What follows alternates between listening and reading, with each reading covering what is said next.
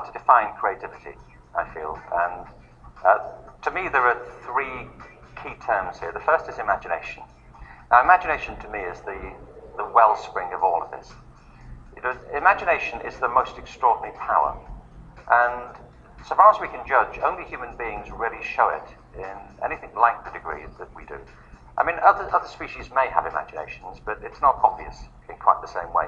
What I mean is the power to bring to mind things that aren't here in the present, things that aren't available to your senses. With imagination, you can revisit the past, and you have a past. And it's not just a single past, but there are many possible ways of rethinking the past. You have the ability to put yourself into other people's positions, to empathize with other people, to see it in their mind's eye. And you can visit the future. Not a single future, but many possible futures. I don't think you can predict the future, but you can envisage various possibilities of the future. And that's the most extraordinary power. I think almost everything that's distinctively human comes from that power. Creativity is a step on from there, because you could be imaginative all day long, but never do anything. You would never say of somebody, they're tremendously creative, but what would they do? Well, nothing. They just lay in bed all day. To be creative, you have to do something. It's a very practical process. In a way, it's putting your imagination to work. So I think of creativity as applied imagination. There's a more formal way to define it, which is the process of having original ideas that have value. And you can be creative at anything, that's my point. You can be creative at mathematics, at music, at art, at running a business, running a family. Anything is a possible source of fresh thinking. Innovation is the third term, and that, to me, is putting good ideas into practice. So a lot of companies are interested in innovation, and they're right to be, because the world is changing so quickly. They have to continue to innovate.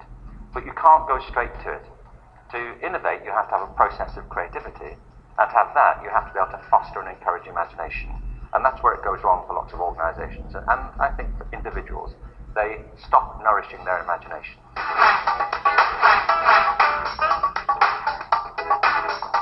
I've always been struck by this, that if you ask most adults if they think they're creative, surprisingly, they think they're not. I mean, ask at the next dinner party, and it's really surprising to me that most people don't think they're very creative and think that only special people are. But if you ask children if they think they're creative, they all do, up to a certain age. And there comes a point where people seem to lose confidence in their creativity. And I think there are lots of reasons for it. But one of them, I'm convinced, is education. I think that we're educated out of our creativity. That we reach a point through the process of education where imagination and fresh thinking is discouraged, where the emphasis is on getting the right answer, where the whole culture is about standardizing and testing. And people become frightened of making mistakes and being wrong. And I don't mean to say that being creative is the same thing as being wrong, but everybody knows that if you're trying to pursue original thinking, there are lots of false turns, there are lots of errors, lots of trials that don't quite work out. I remember speaking to a friend of mine once who won the Nobel Prize for Chemistry.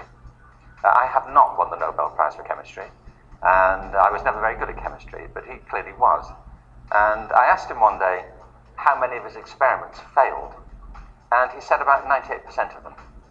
But he said, of course, failure is not the right word. When you're trying new things, you're constantly experimenting to see what works and what doesn't. And being able to fail is an essential part of the process of encouraging creativity. And if you live in a culture, whether it's a school or a company, where you're frightened of failing, then innovation and creative thinking starts to be stifled and inhibited. So it's one big factor. There are others, but I think that's a big factor. So part of this is to deliberately encourage imagination, through subjecting yourself to new experiences, if I always say to adults, if you never go to an art gallery, go to one. If you've never been to a ballet, go and try one out. If you don't go to a sports event, go. If you always drive the same way to work, take a different way to work. But stimulating your imagination with a flow of ideas is the heart of that. Now, some companies have a very deliberate policy of doing that. I visited Pixar a while ago, and Pixar is a remarkably successful company in the field of animation. They I think, won Academy Awards for pretty much everything they've ever done. There are all kinds of reasons for it, but one of them is they have a very interesting culture. They have something at Pixar called the Pixar University, and that's a program of workshops, events, talks, seminars, which happen all day long on the campus of Pixar. What's really interesting about this is that everybody on the payroll at Pixar is entitled to spend 4 hours a week at the Pixar University, and they can do anything they want. It doesn't have to be related to their job, and it's not just the people in the animation studios, it's everybody. Well, it has several effects. One of them is that because anybody can go to anything, and these may be lectures on Egyptology or courses in archaeology or whatever, because anybody can go to anything, there's a constant flow of new ideas running through the organization. People's minds are kept alive by it, off the job and on the job.